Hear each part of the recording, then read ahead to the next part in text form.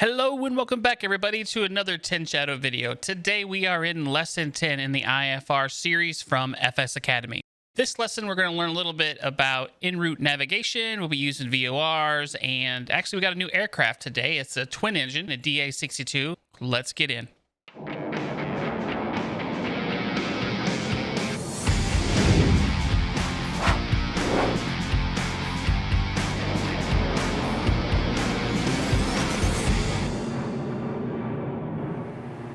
The fundamentals of flying IFR is getting you where you need to go. Let's look at how to track between VOR and NDB beacons to form a route. Pre-flight planning will have produced a Nav Log, which is a top-to-bottom list of each waypoint of your route, the frequencies of the nav aids used, the planned altitudes, and the track to fly between them. We've moved you up to the powerful twin-engine DA62. The aircraft is more complex and faster, but as you will see, your techniques learned so far remain the same. Today's navlog is in the ground school manual, and I'll also help you at each turning point. We'll begin by tracking direct towards Seaford VOR at 6,000 feet on a course of 245. We've chosen an even altitude to fly as we're tracking west. If flying east, we would fly at an odd number, such as 7,000 feet. As we track to Seaford, we'll discuss turn anticipation, another rule of thumb. If we want to leave a nav aid on a radial, and we wait until we've reached directly overhead the beacon before starting our turn, we would greatly overshoot our radial. This overshoot gets larger with speed. A good estimate of when to begin your turn is to use 1% of your ground speed as a DME distance. Our DA62 is cruising at about 160 knots indicated airspeed, although due to our height we are in fact travelling a little faster than that. You can see at the top of the nav display, the screen on the right, our ground speed of around 180 knots. So we'll take 1.8 as our turn anticipation distance. If we were cruising in a faster aeroplane at 250 knots, we'd turn at about 2.5 miles to go. For now, continue tracking towards Seaford VOR. We'll leave it to track to Mayfield VOR. Make sure your needles and avionics are set as required. As usual, when you first start in the air, it can be a pain in the butt to get this thing straightened up, trimmed out. Having a little issue, of course. But let's go ahead and get our stuff set up here. Let's see. We want our DME.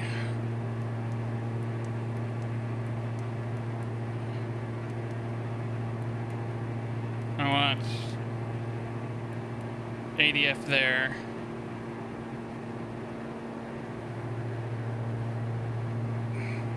Okay, so I think we're looking good. Let's try to get back up to about 6,000. So you can see, you can't see anything.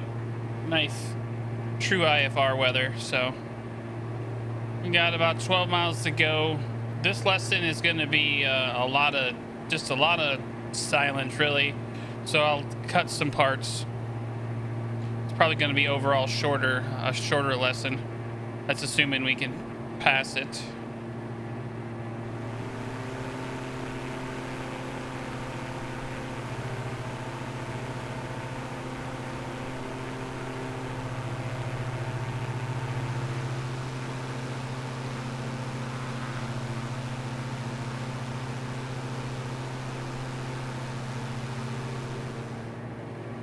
We're getting near to Seaford VOR. We're going to leave on a track of 360, which takes us towards Mayfield VOR. Set your CDI to a course of 360 and continue towards Seaford using your bearing needle. We'll start turning at DME 1.8. Alright, so let's straighten this up just a little bit now, turn this to 360. We're going to follow the blue, continue following the blue arrow for now.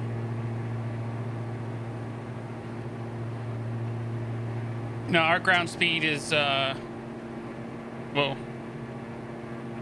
What paying attention? See, it's so hard to keep up with all these, everything. Altitude and all that stuff. Let's get back down. Our ground speed's about 160. Now start your right-hand turn to 360 to leave Seaford on the course 360. So we're just going to wait just to follow his rule. We need to actually wait. Because the ground speed he thinks we're at is not. So now it's time. So here we go.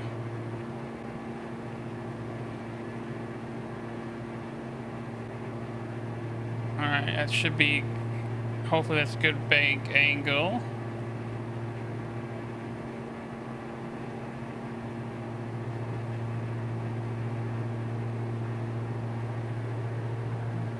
Try to get down to 6,000 while we're in this turn.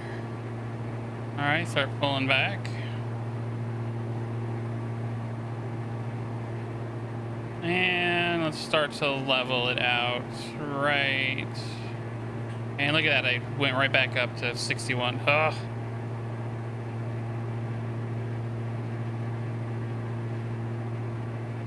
Alright, so frustrating. Yeah, some of the comments I got from my viewers is that it's actually easier in a real airplane than it is in the sim to kind of control all these different things. So hopefully that's the case, because this is extremely frustrating at times.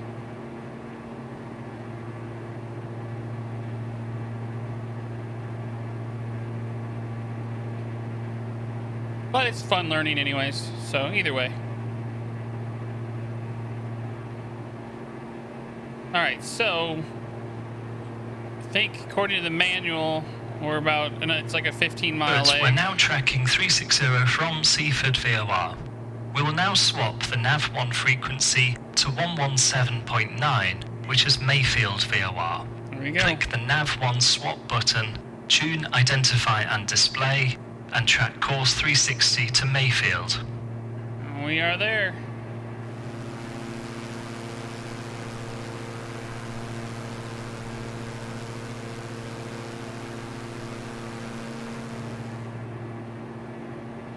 As we approach Mayfield, we plan to leave on course 235 towards SHM NDB. Set your CDI to a course of 235 and follow your bearing needle towards Mayfield. Again, we'll turn at 1.8 DME. Or like 1.6. I need to get my ADF ready. Tune that.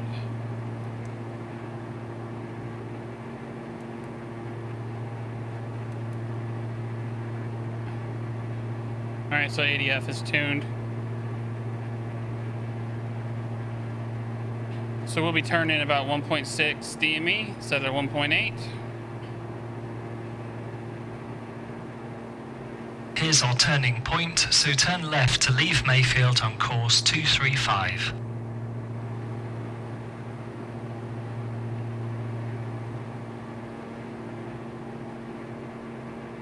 Alright, there's 2.6 or 1.6. Let's turn.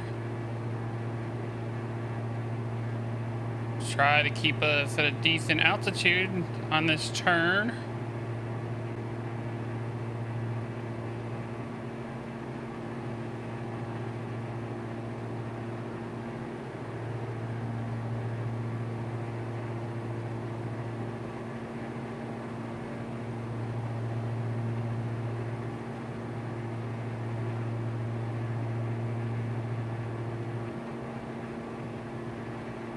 Okay, gonna be rolling out.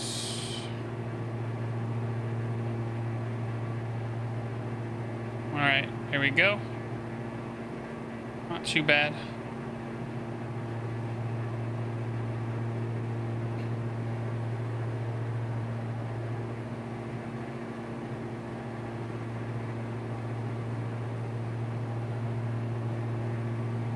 Okay, so I can get rid of the second. This bridge one. There we go. We'll make bridge one that. The ADF. All right. Good, we're now established on 235 away from Mayfield VOR and towards Seaford NDB. VORs have better accuracy and range than the NDB, so for now continue tracking 235 from the VOR. Yes, sir.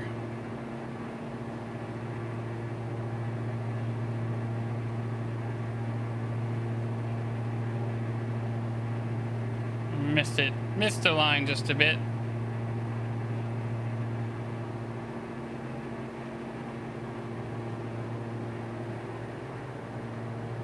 So behind the green is the green arrow is the NDB, or the NDB arrow for ADF. Just can't see it.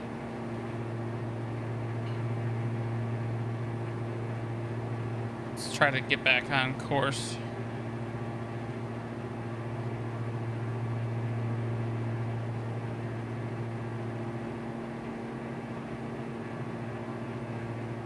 I believe this leg is a 19 miles until we get to the next fix, so that's a little longer one.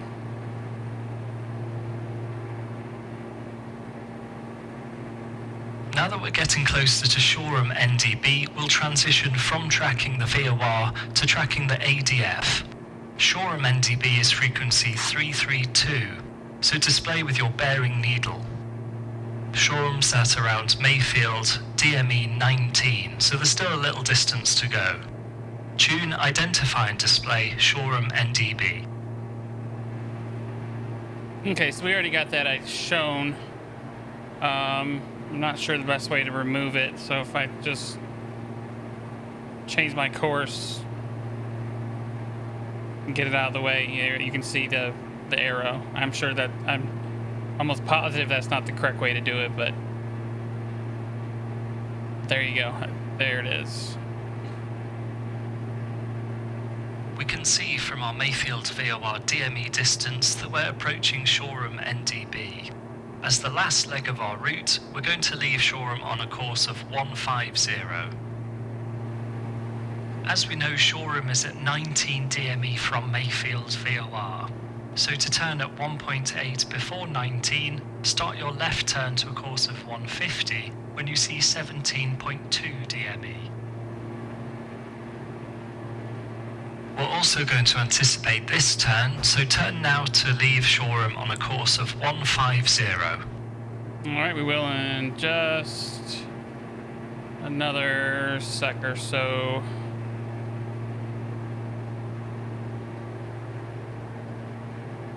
Okay. We'll start our turn to 150. Now there is a bug in this lesson, and I just assumed I was doing something wrong. It's basically not going to trigger an ending, or it should. For some people it does, but I think most people it doesn't, and they're still working on a fix for it. I must have flown this leg like 5 or 6 times, trying different things to see what the heck I was doing wrong before I actually Googled it. And if I had Googled it the first time, I could have saved myself quite a bit of time, because this lesson is a long one. But yeah, it's more than likely it's not going to track. After about 5 miles, it should end, but it doesn't. It didn't for any of the times that I attempted it. So we're gonna just hang out here to about 23 DME from Mayfield, and then if it hasn't triggered, we'll end it. But I can show you the forum, or not the forum post, but the little message on the support page. It's on the screen right now. You can look at that. That's basically them acknowledging that there is a bug and they are working on it.